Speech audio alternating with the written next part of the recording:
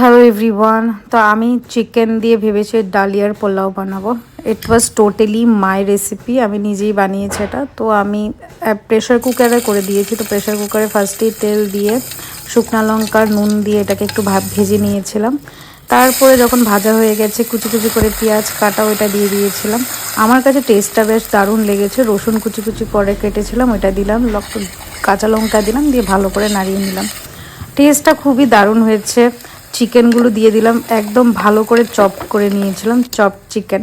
দেন আবার একটু নুন দিয়ে দিলাম অ্যাজ পার টেস্ট। তারপর কুচি করে কাটা আলুগুলো দিয়ে দিলাম, দিয়ে ভালো করে নাড়িয়ে চাড়িয়ে নিচ্ছি।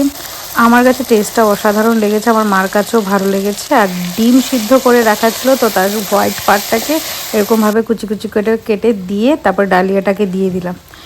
যেই পরিমাণে ডালিয়াটা দিয়েছি ওই চামিচটা দিয়েই আমি পরবর্তীতে যখন জল দেব ওইটা আমি 2.5 দিয়েছি।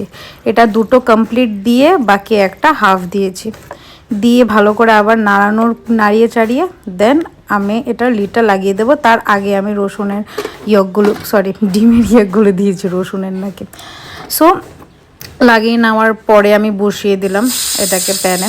তো সিটি মোটামুটি আমি একদম ধিমি আঁচে করেছি, মানে মিডিয়াম ফ্লেমে করেছি।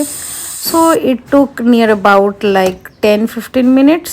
দেন কিছুক্ষণ ছিল, ওয়েট করেছি, দেন হয়ে গেছে আমার yummy tasty chicken egg pulao with dalia. আর আমি তো আগেই বলেছি টেস্টটা আমার খুব দারুণ লেগেছে। ডালিয়া আমি এমনিতে প্রেফার করি না খেতে, বা আমার কাছে I feel like that it is not suitable to my taste but যখন থেকে আমি এইভাবে খাই আমার খুব দারুণ লাগে।